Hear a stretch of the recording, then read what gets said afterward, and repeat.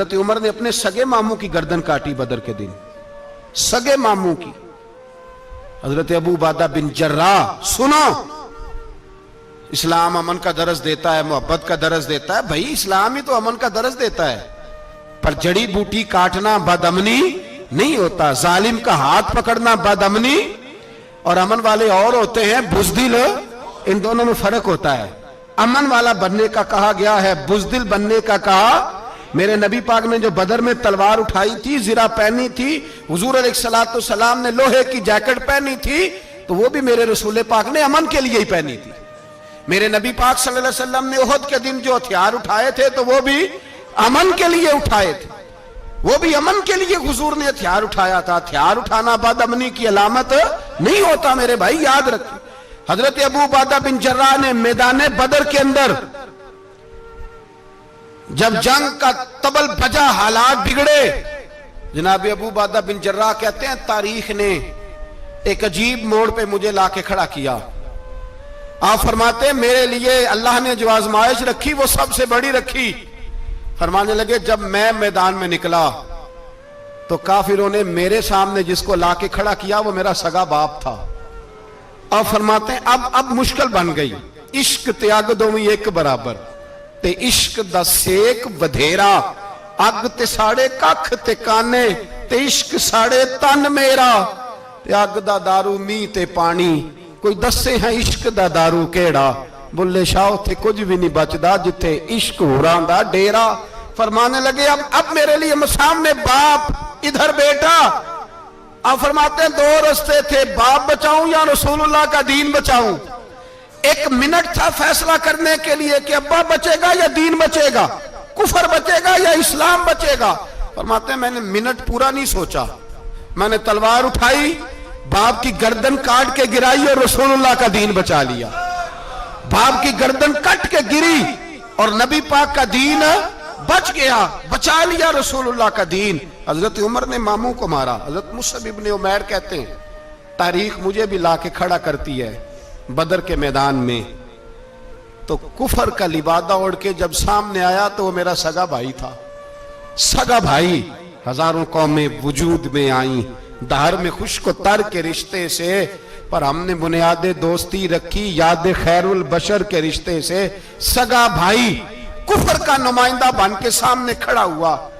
مجھے اکٹھے کھیلنا بھی یاد تھا، مجھے ایک برتن میں روٹی کھانا بھی یاد تھا، ایک ماں سے لوریاں سننا بھی یاد تھا۔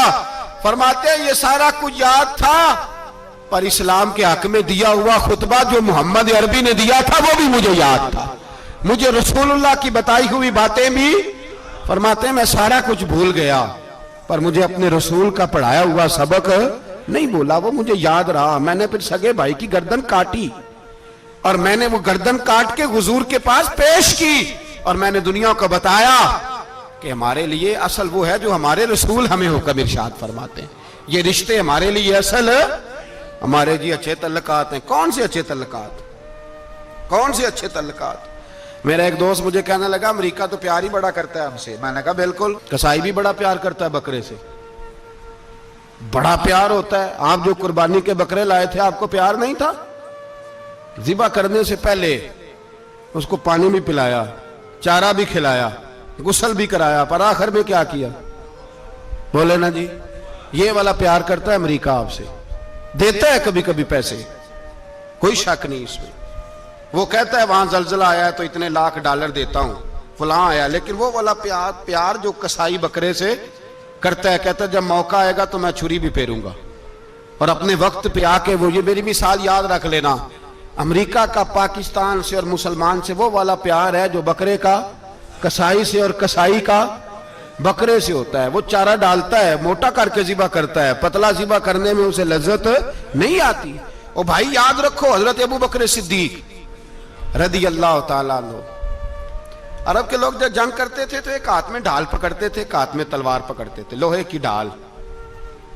جب دشمن حملہ کرتا تھا تو ڈھال آگے کرتے تھے، وہ کئی دفعہ ٹکرا کے ڈھال سے تلوار گر جاتی تھی۔ حضرت ابو بکر صدیق میدان میں نکلے، بیٹا کافروں کی طرف سے لڑنے آیا ہے، سگا بیٹا، اور میرے مصطفیٰ کریم نے فرمایا اولاد بزدل کر دیتی ہے آدمی کو۔ اور جب ایمان پختہ ہو تو پھر صحابہ نے اس بزدلی کی بھی پرواہ نہیں کی. سگا بیٹا کافر کی جانب سے آیا. حضرت ابو بکر صدیق نے تلوار سے حملہ کیا, بیٹے نے ڈھال آگے کی. جب صاحبزادے نے ڈھال آگے کی نا تو حضرت ابو بکر کی تلوار لوہے کی ڈھال سے ٹکرائی, تلوار گر گئی. اب حضرت ابو بکر نے ہتے ہو گئے, صاحبزادے نے اٹھائی تلوار. کہتا جب میں مارنے لگا تو خیال آیا گھر تو میرا اجڑے گا نا, باپ تو میرا ہی ہے نا. صاحبزادے کہتے ہیں میں ابو بکر صدیق کو چھوڑ کے چلا گیا. بعد میں مسلمان ہو گئے, کلمہ پڑھ لیا. ایک دن گھر میں بیٹھے تھے تو بات شروع ہو گئی. صاحبزادے کہنے لگے ابا جی وہ یاد ہے نا جب میری ڈھال سے آپ کی تلوار ٹکرائی تھی اور تلوار گر گئی تھی تو میں نے آپ کو باپ سمجھ کے چھوڑ دیا, میرا ہی گھر اجڑنا تھا باپ سمجھ کے. جناب صدیق اکبر رضی اللہ تعالیٰ عنہ صاحب ابن شام نے لکھا ہے کہ اپنی سرین پر 2 دفعہ ہاتھ مارا, 2 دفعہ. کہنے لگے بیٹے تو اس وقت کافر تھا, تو نے مجھے چھوڑ دیا. میں جب واپس پلٹا تھا نا اسی دن اسی لمحے تو میرے دل میں خیال تھا کہ بیٹے نے تو چھوڑ دیا ہے, لیکن اگر بیٹا یوں میری تلوار کے نیچے آتا میں بیٹا سمجھ کے معاف نہ کرتا, کفر کا نمائندہ سمجھ کے قتل کر دیتا. اس لیے کہ میری نظر میں اگر کوئی اہمیت ہے تو رسول اللہ کے فرمان کی اہمیت ہے. باپ بیٹے اولاد کی کوئی اہمیت ہے؟ اشداء علی الکفار, کافر سے نفرت ہی نہیں ہوتی. یہاں تو موج لگ گئی ہے ایک عام نوجوان سے لے کے عام آدمی سے وزیر اعظم تک کی سوچ یہ ہے کہ رہائش امریکہ میں ہونی چاہیے, لندن میں ہونا چاہیے, بس یہی سوچ ہے. اب تو اللہ تبارک و تعالیٰ معاف کرے جس کے پاس پاسپورٹ ہے لندن کا, یورپ کا, وہ سمجھتا پتہ نہیں میں کون سی بلا ہوں. چھوڑو, کس چکر میں پڑ گئے ہو, کس طرف نکل گئے ہو. صدر صاحب امریکہ کے صدر کے ساتھ فوٹو کھچاتے ہیں تو وہ 2 فٹ اونچا ہو جاتے ہیں. بس کرو یار, یہ کمزور لوگوں کی علامت ہے, کمزور لوگوں کی. حضرت عمر فاروق رضی اللہ, مجھے پلٹ کے یاد آتے ہیں سیدنا فاروق اعظم. حضرت فاروق اعظم رضی اللہ تعالیٰ عنہ سے عیسائی بادشاہ نے کہا میں ملنا چاہتا ہوں. آپ فرمانے لگے ٹائم نہیں, جو تجھے ملنا ہے وہ مدینے کے غریبوں کو نہ ملوں گا, وہ رسول اللہ کے نوکروں کو نہیں ملوں گا, تجھے مل کے کیا کرنا ہے. میں انہیں ملوں گا جن کے لبوں پہ رسول اللہ کا درود جاری ہے, جو مصطفیٰ سے پیار کرتے ہیں. مجھے تجھ سے ملنے کی کوئی ضرورت ہے. ہمارے ہاں وہ نفرت نہیں کفر کے لیے جو مسلمان کے دل میں ہونی چاہیے, وہ مزاج ہی نہیں ہمارا, وہ شعور ہی نہیں. ہم جب بھی اتحاد کرتے ہیں کافر سے اتحاد کر کے اپنے ہی بھائی کو مارنے لگتے ہیں. وہ جی لڑائی ہو رہی تھی, بھائی کا بھائی سے اختلاف نہیں ہوتا گھر کے اندر, پھر وہ دشمنوں کو بلا کے لاتا ہے کہ میرے بھائی کو مارو. ایسا ہوا ہے کبھی؟ اگر آپس میں اسلامی ممالک کا اختلاف ہے بھی تو کافر کو لاؤ گے مارنے کے لیے, کافر کو لاؤ گے. اور یہاں ایک آدمی قید ہوا تھا امریکہ کا, پوری دنیا کو مصیبت پڑ گئی تھی. سمجھ آ رہی ہے؟ نام لینے کی ضرورت تو نہیں, بات کی سمجھ آ گئی آپ حضرات. ایک آدمی قید ہوا تھا اور انسانی حقوق کی تنظیمیں اور ہمارے اپنے اندر سے بڑے بڑے, میں روشن خیال نہیں, میں روغن خیال کہتا ہوں ان لوگوں, بڑے بڑے روغن خیال اٹھ کے کھڑے ہو گئے, جی انسانی حقوق کی بات کرو, جی ایسے ہو گیا, جی ویسے ہو گیا. لے گئے بندہ چھڑا کے. یہاں روز خون کی ندیاں بہتی ہیں. اقوام متحدہ جس سے مسلمان بھیک مانگتے پھرتے ہیں کہ مسلمانوں پہ مظالم بند کراؤ, اقوام متحدہ نے کہہ دیا کہ دنیا کی مظلوم ترین اقلیت کا نام برما کے مسلمان ہے. اقوام متحدہ نے رپورٹ دے دی. پھر مر نہیں گئے سارے اسلامی حکمران, شرم اور غیرت کے ساتھ کسی گھڑے میں دفن نہیں ہو گئے؟ تمہیں للکار کے انہوں نے کہا کہ یہ سب سے مظلوم ہیں, ان کا کچھ کرو. چند دن پہلے یہاں ننکانہ صاحب بے سانیوں نے جلوس نکال کے کہا مسلمانوں شرم کرو, ان کی مدد کرو. پوپ بول پڑا, پوپ ایسانیوں کہا کہ مسلمانوں کہاں ہو, کدھر ہو تم, ان کی مدد کرو, نکلو, ظلم ہو رہا ہے. پوری دنیا چیخی. آپ کے ملک میں آ کے امریکہ ڈرون حملے کر جائے تو آپ کی وزارت داخلہ کو بعد میں ہوش آتا ہو, ہمیں تو پتہ نہیں چلا, ہم تو سوئے ہوئے تھے, وہ حملہ کر گیا. اور عالمی قوانین کی مخالفت کر کے برما کی حکومت کہتی ہے کسی صحافی کو بھی ہم اندر نہیں جانے دیں گے, ہمارا ذاتی معاملہ ہے. ایسے بے شرم لوگوں کو اپنا نمائندہ بناتے ہو، جنہیں ہوش تک نہیں اس بات کی۔ ہم نے کلمہ پڑھا ہوا ہے نبی پاک صلی اللہ علیہ وسلم کا، میرے رسول پاک سید عالم نور مجسم صلی اللہ علیہ وسلم نے جو لوگ تیار فرمائے، نیند تو نہیں آ رہی آپ حضرات کو، نبی پاک نے جو لوگ تیار فرمائے، حضرت کعب بن مالک رضی اللہ تعالیٰ، حضور نے فرمایا چلو تبوک پہ میرے ساتھ، سارے چلو، سب تیار ہو گئے۔ حضرت کعب بن مالک فرماتے ہیں مجھے گھوڑا بڑا دوڑانا آتا تھا، نیزہ بڑا چلانا آتا تھا، تلوار کا میں بڑا دھنی تھا، میں مالدار بھی تھا، میرے پاس بڑی وسائل تھے۔ حضور چلے گئے تو میں نے، یہ بخاری ہے، فرماتے ہیں میں نے سوچا کہ میں چلا جاؤں گا، کل میں گھوڑا دوڑاؤں گا، میں نے پیچھے پہنچ جانا، پرسوں چلا جاؤں گا، ترسوں بس سستی ہو گئی، نہ جا سکا۔ فرماتے ہیں وقت بیت گیا، حضور چلے گئے، آج جاتا ہوں کل چاہتا ہوں، اسی میں حالات سارے گزر گئے، حتیٰ کہ اللہ کے رسول واپس آ گئے۔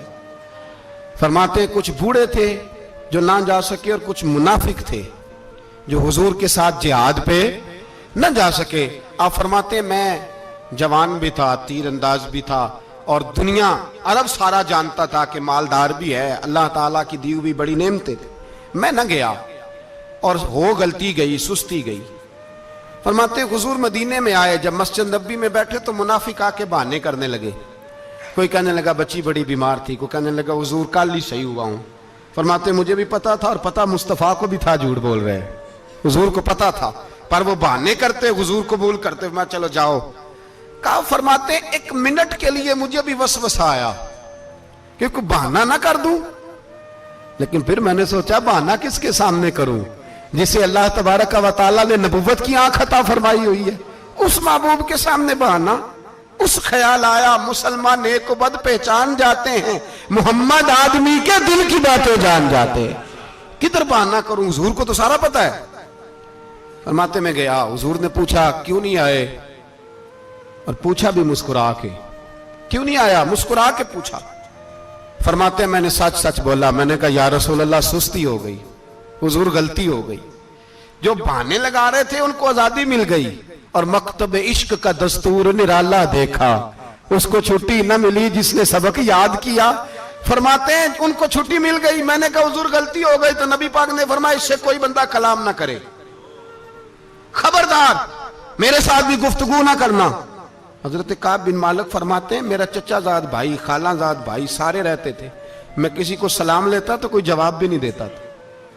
فرماتے ہیں میں مسجد میں نماز پڑھنے آتا، پر صحابہ کرام کو حضور نے منع کر دیا تو مدینے کی گلیاں بھی ناآشنا ہو گئی۔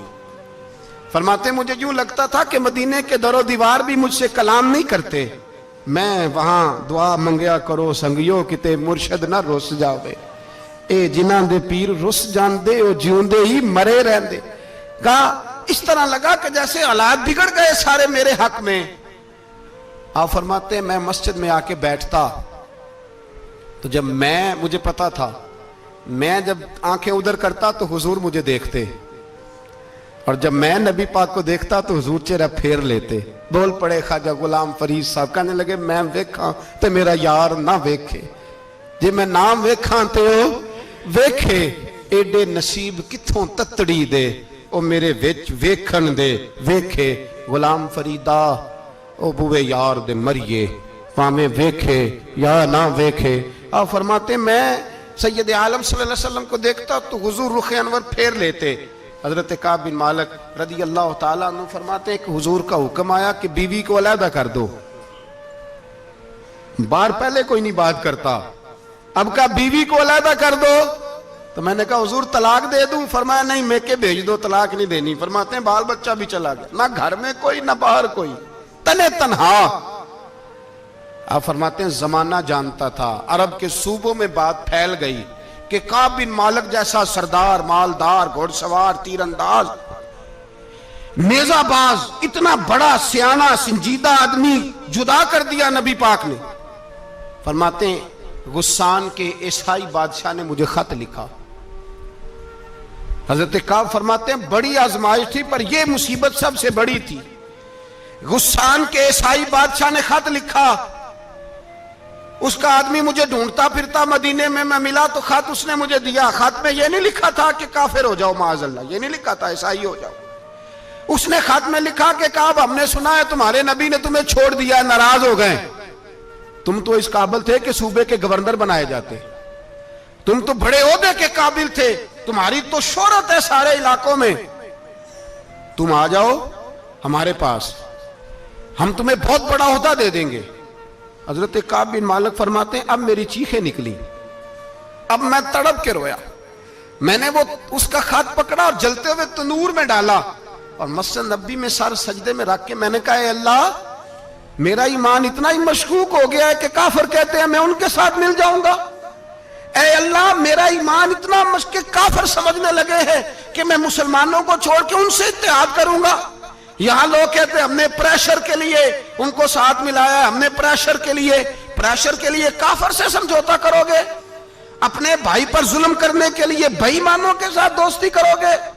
حضرت کعب بن مالک فرماتے میں نے تندور میں ڈالا، میں تڑپ کے رویا، میں نے کہا اے اللہ میرا اتنا امتحان نہ لے کہ کافر سوچنے لگے کہ میں اسے سمجھوتا کروں گا، اے اللہ مہربانی فرما اتنا امتحان نہ لے۔ روتے روتے گھر گیا، سحری تک روتا رہا، ایک آدمی دوڑا آیا کہنے لگا کعب جلدی چل، حضرت جبریل آ گئے ہیں، اللہ نے تیری توبہ قبول فرما لی ہے، رسول پاک نے تجھے یاد فرمایا ہے، چل آ جا۔ حضرت کعب بن مالک فرماتے میں قدموں میں گرا اور میں نے کہا محبوبہ میرا سارا ہی مال لے لے، حضور میری ساری صلاحیتیں لے لیں، رکھ لیں سارا کچھ، مجھے وہ مال نہیں چاہیے جو آپ کے دروازے سے دور کر دے، حضور وہ دولتیں میرے کس کام کی جو آپ کے دروازے سے دور کر دے، بے نور بے چراغ جو محفل ہو پھونک دو، اعظم بلا سے اپنی وہ ہستی ہی کیوں نہ ہو، جو چیز اس کی راہ میں حائل ہو پھونک دو۔ حضرت کعب بن مالک رضی اللہ تعالیٰ عنہ نے ایک منٹ کے لیے بھی کافر سے سمجھوتا کرنا پسند